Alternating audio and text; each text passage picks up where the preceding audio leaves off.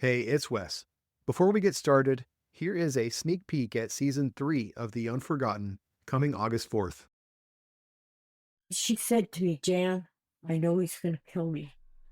Promise me you'll take care of my boys. In July 1979, in the small town of Woodland, California, a mother named Dolores Wulff vanished from her family home.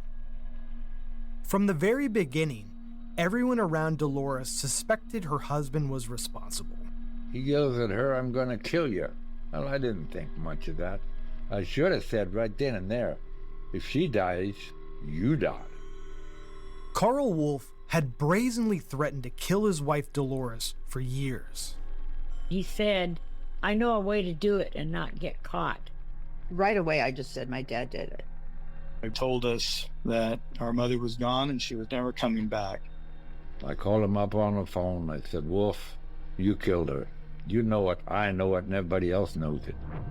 For decades, Dolores' family lived in the shadow of her disappearance, searching, waiting, never knowing exactly what happened. There wasn't even a quiver of hope that she was still alive. And so on we went with the search. The search that lasted 40 years.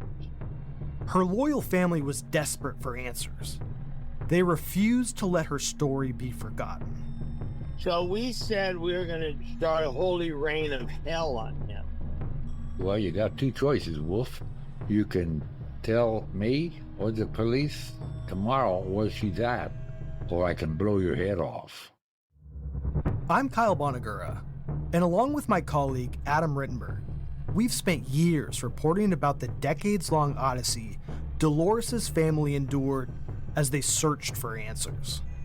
For 41 years they waited, and then, after years of silence, came the call that changed everything. Hi, Paul. It's Kenny Hart with Ganesha PD. Can you give me a call back at... Thanks. I've never delivered this kind of notification, so I'm about to change a family's life forever. The first words out of my mouth were, Paul, we found your mom. From Free Range Productions, this is Season 3 of The Unforgotten, Finding Dolores Wulff.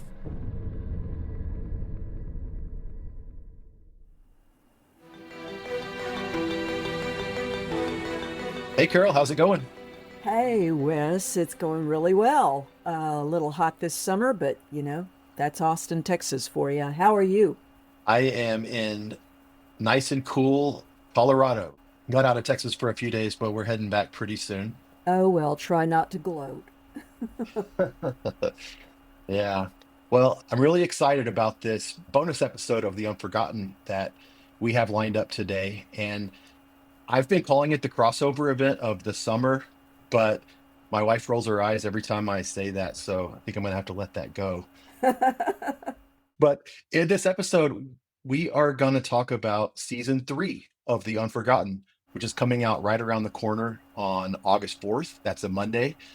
And because you and I are the co-hosts of season 1, and we are still very much in the thick of telling that story, I just wanted to give you and all of our season 1 listeners a chance to meet the guys who are behind season 3 of The Unforgotten. And the good news is they are here with us today. Adam and Kyle, would you mind introducing yourselves? Yeah, sure, Wes and Carol. It's great to be with you guys. My name is Adam Rittenberg, a senior writer for college football at ESPN, and this is my first major podcast venture, and so just thrilled to be part of The Unforgotten, and obviously having a chance to work with Kyle on a project that we have thought about for years, really ever since we did a story similar to this big story on ESPN.com back in 2021. So we always felt this story was worthy of a narrative podcast. We're just thrilled that we're finally very, very close to getting this across the line. Yeah, no, I couldn't say it any better. This is a project we've worked on for, or thought about and talked about for a long time, and it's such a good fit here to join this feed here on The Unforgotten. There's a lot of similarities with the story you guys reported in season 1 and the story that Adam and I have spent so much time on. So, yeah, thanks for having us here today and welcoming us into The Unforgotten family. Can you just tell me the name of this season and then just give me the synopsis of what this story is about? Sure, yeah. So season 3 of The Unforgotten is called Finding Dolores Wulff. It's the story of a woman's disappearance from Woodland, California, a small town outside of Sacramento in 1979. And we basically chronicle a family's 41-year odyssey to find her, to bring her home. It took 41 years, much longer than the family would have liked, longer than it should have taken, as we'll show during the course of the podcast. But eventually her body was located and her family was provided some sense of closure. And while that may seem like a spoiler, it's really not. That's just kind of the overview and just what happens along the way. There's so many crazy turns to land at that resolution that we're not giving away anything, but it's by no means that sort of story. Well, I am personally thrilled to meet you guys, and I am also very curious about this story. I have a strong affinity with where you live and the setting that you're talking about. I used to live there myself during the course of my varied and adventurous life, and I particularly love Northern California. So can't wait to hear it, and I'm delighted to meet you both. Yeah, like Carol said, I'm so thrilled that you are now a part of the Unforgotten. And maybe if you could introduce us how you came to this story and why it matters so much to you. Sure, I'll start off and Kyle will definitely follow. We were obviously doing our jobs as best as we could in 2020. It was a year unlike any other in our lifetimes, obviously. And certainly if you're working in media and in sports, you're certainly figuring out what's happening and will there be games and all sorts of things. So this is the fall of 2020. Kyle and I are reporting on college football as best as we could from our homes, essentially. There were very little travel that was going on at that time. And then I got a note from a friend of mine who's actually a sports attorney named Juan Lozano, who Kyle knows as well, who sends me all sorts of things. And some of them turn out to be good stories and some of them don't. He had found a post on Facebook from, I believe it was a relative of Paul Wulff's, and it explained what had happened and that there had been this identification, 41 years after Paul's mom, Dolores, went missing from her home outside Sacramento. They had identified her, and it didn't have all of the details, but it had some of the details. And I actually had never talked to Paul. I knew of him. Kyle obviously knew of him as well. And I knew that something had happened in his past. I had not done extensive research on his family, but I just knew there was something, pretty traumatic or something off the field that sort of was attached to him and his story. And obviously in reading that post and doing some additional research, and I think there had been a few stories that had come out around that time, I thought this was something that could be a really good story for us to pursue at ESPN. And Kyle, who still lives in Northern California, I grew up there, but I live in Chicago now, was really kind of the perfect person to partner with on a piece like this. He went to Washington State where Paul Wulff coached, and so reached out to Kyle, and we kind of got the ball rolling. It's one of those stories too where you see the initial information about it, right? A woman is identified, but I think what really drew us in later is talking with family members, talking with Paul, talking with authorities who were involved in it in various capacities. And there's just so many really interesting people who are connected to it in a bunch of different ways. And the more we talked to those people, the more we heard about, their stories about experiencing all of this, the more intrigued we became. And it was just kind of peeling back an onion. You got through one layer and the next was even more interesting. And that's how, 5 years later, we're still as invested, maybe more so, definitely more so than when this story first crossed our desks. Would you please tell me a little bit about who Dolores Wulff is or was, and who Paul Wulff is? Sure, I can go ahead and tell you a little about Dolores.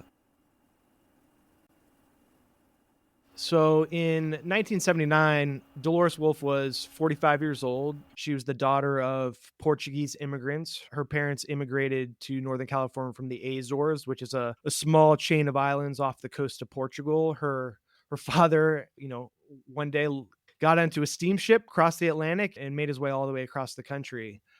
The Portuguese influence in her life growing up was significant.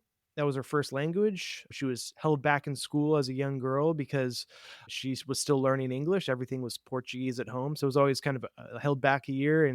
But, obviously that stuff passes. And then she grew up in the town of Woodland, California, which is right outside Sacramento. She grew up on this ranch like setting. It's very agricultural. All her family members were involved in farming and ranching and those sort of things.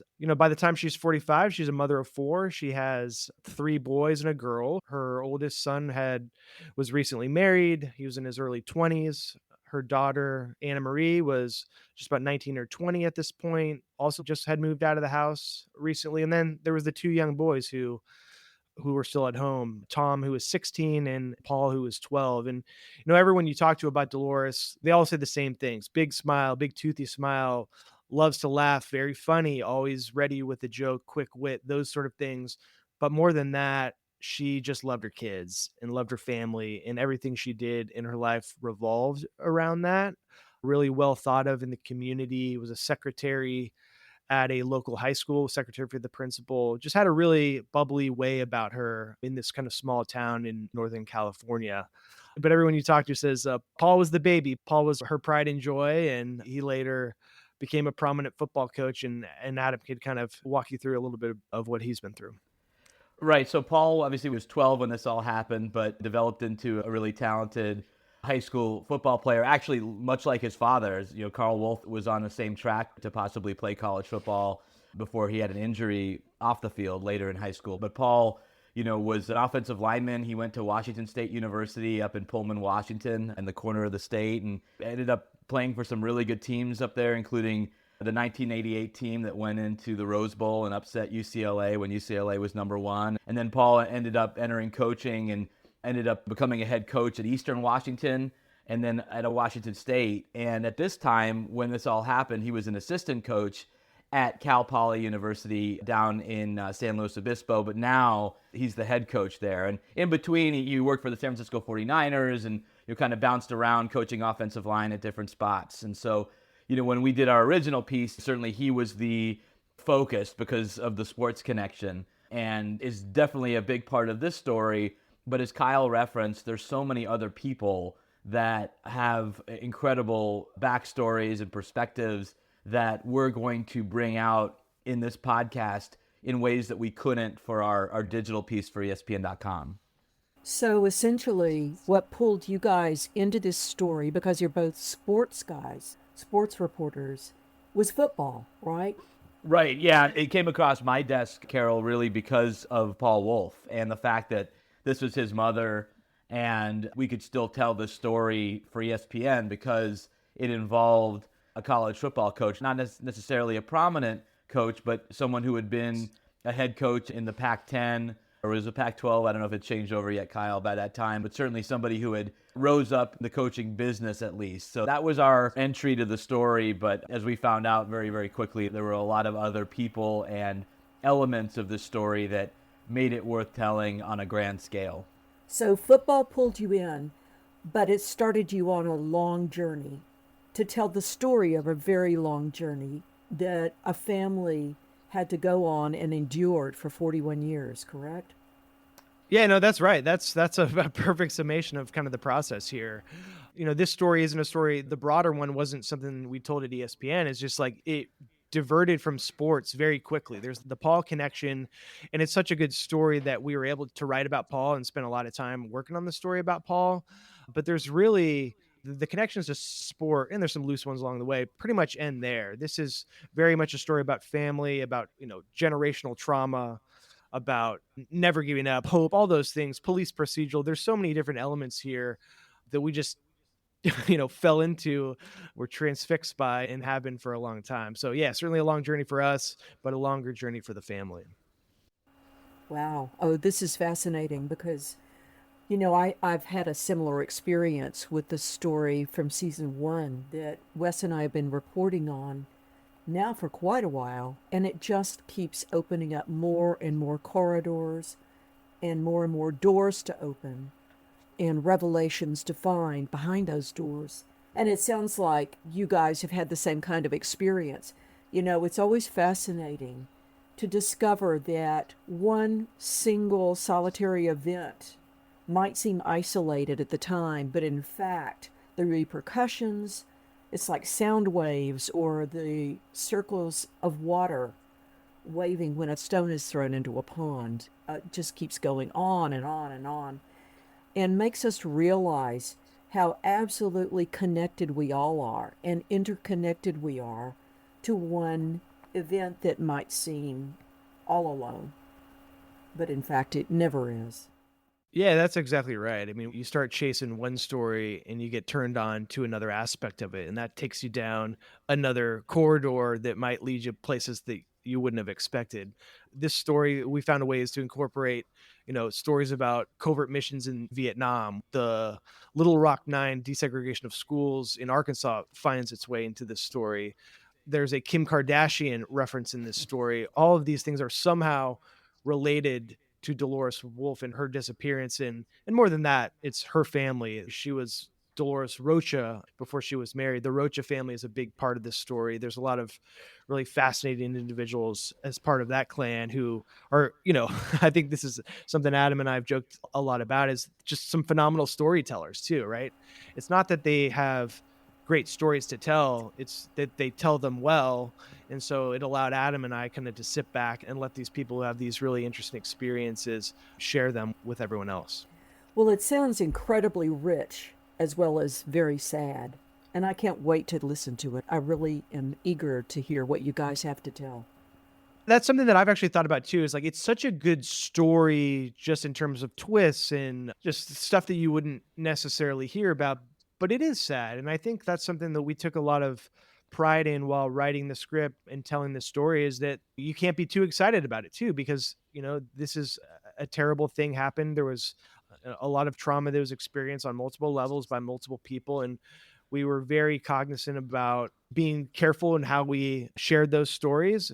It's not all going to be a fun and games over the next 9 episodes, but we are very proud of the work we did in putting this together and into a format here that people, I think, will enjoy for the whole trip. So, will we ever find out what happened to Dolores Wulff? Guess you're gonna have to wait and listen to the podcast, Carol. We can't give away that right now, can we? I guess I will. Yeah. I mean, let's be real. The name of the podcast season is Finding Dolores Wulff. So you have to listen to find out how she was found. But yes, there is resolution. And I've been lucky enough to read the scripts of the episodes as Kyle and Adam were writing the episodes. And I was with them in the studio when they were recording the podcast just a week or two ago. And I was really struck by how fitting this story is for the Unforgotten. And when we came up with this podcast and we came up with that name, the Unforgotten is about the people at the center of these stories. It's not about exploiting anyone, it's about remembering them and finding cases that should never be forgotten. And so I just felt like this story, it is true crime. There are twists and turns. It's the kind of story that you're going to get hooked on and you're going to want to listen to and not put down. But also, it just has so much heart. And it's about this close knit family that comes together and, they fight back. They go to some extremes that I think maybe people might be surprised by in their effort to get justice for their mom, their sister, their loved one, Dolores, and find out where she is, what really happened to her. But at the end of the day, it is just a beautiful story of family and of one family that never gives up. Kyle and Adam, I mean, you guys are college football beat reporters. That's like the opposite of a true crime story. Did any of your experience in your past as reporters, as college football writers, did that factor into how you wrote this story, or was this a totally new experience for you guys? I would just say, like, people kind of tie us to the games and the issues that are going on in the sport, and we all have to cover that. But we really do cover people, and we try to write. I think some of the more compelling stories I've been involved in, and Kyle is probably the same, have just been about someone's personal story, someone's backstory. And so the research into who Dolores was, who her family was, what they did after the disappearance. We have some interaction in our roles with law enforcement and lawyers and court documents and things like that. So that part wasn't necessarily that difficult, but it was different. I mean, the experience of writing a podcast and voicing a podcast was really, really different and enjoyable from what we kind of do on a daily basis. But in terms of digging into somebody's background and what makes them interesting and connecting different pieces, we actually do a decent amount of that even in our day jobs, but we just did it so much more so and in a deeper way for this type of story.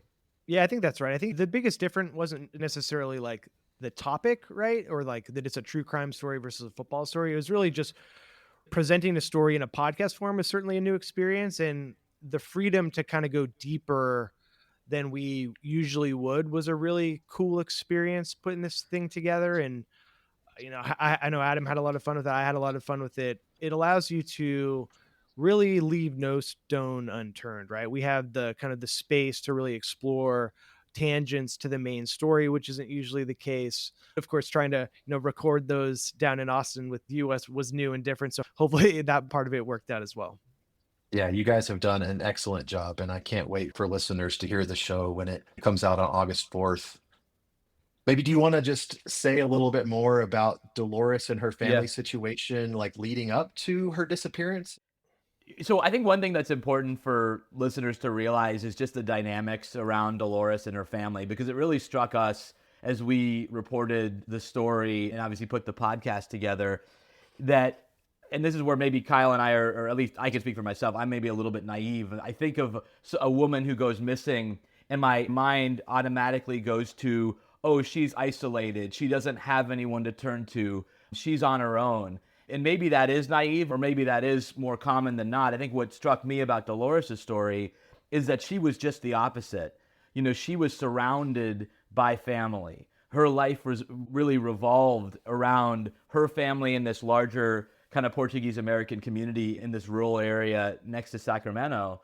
She didn't seem like somebody who was vulnerable because she had this brother who you'll find out in the story, Matthew Rocha, we'll call him Slick. He's not somebody you'd want to mess with. And she had a lot of cousins who were that way. Her father was still alive, at least at this time. She just didn't seem like somebody who could really be in danger. But she was. And as you'll find out, her family, I think, did have some regret, definitely had some regret as to what happened, because there were some warning signs and they ultimately couldn't protect her, but they did everything they possibly could after the fact to try to find her. And I think that's where there were a lot of different emotions and different layers to the story. But I think that's what really jumped out to me, is that she was where she always was, which was Woodland, and living on the surface a very happy and successful life. And yet there was this darkness behind the scenes that people weren't surprised by. Everybody knew what was going on in her marriage to Carl Wolf, and yet it wasn't enough to ultimately protect her.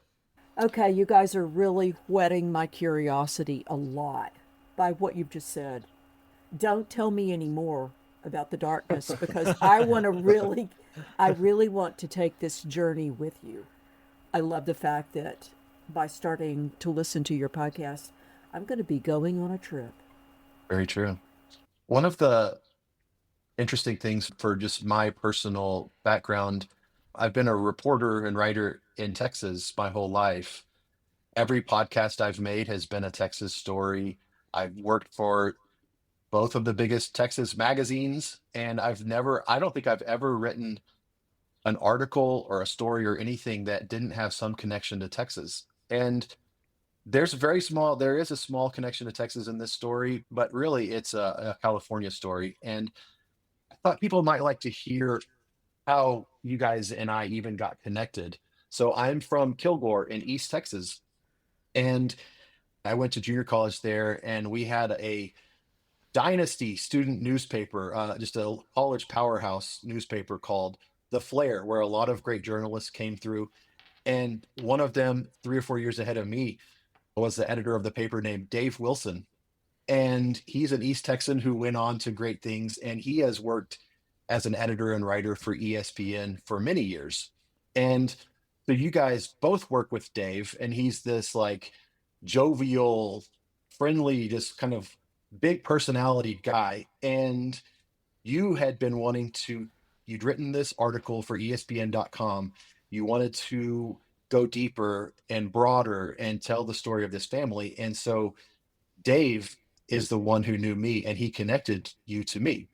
And Carol, I know like you're also very much a Texas person, but you've lived in California too. I wonder, do you have any thoughts on your time there? I mean, this story will have some personal resonance to you as well, being someone who has lived in the Bay Area in the past, right? Absolutely, Wes. I have lived in the Bay Area 2 different chunks of my life. I lived down the peninsula from San Francisco in Cupertino. And then later, after living overseas in several different countries, I returned and lived in San Francisco itself. You know, we all call it the city, and also in Marin. And I'm very familiar with the terrain that these guys are talking about. So I was very intrigued that this story is centered there. I grew up in Corsicana, Texas, as you know. My story about Shelley Watkins, which is our season 1, is very much centered on my hometown. But I have always been aware that one thing Texas is crazy about is football. So, a big connector.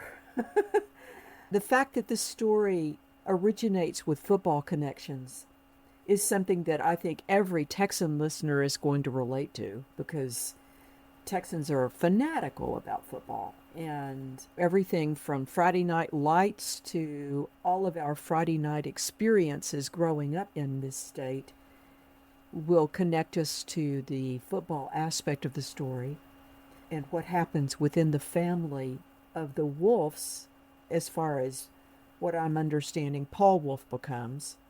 So is all football oriented. But Northern California is a place all its own.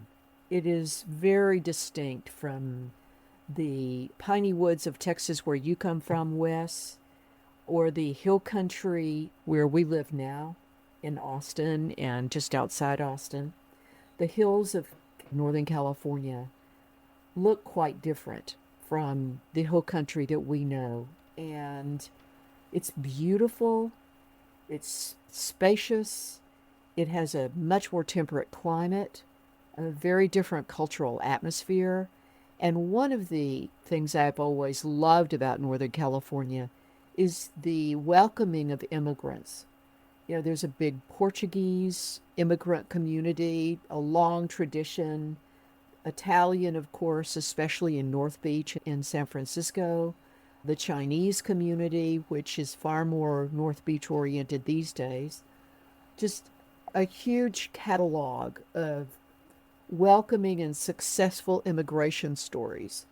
So I find this story of Dolores Wulff connected to her immigrant background to be very interesting in the same way that so many other kinds of immigrants are present and successful here in Texas. I think the immigration through line between the two states is profound.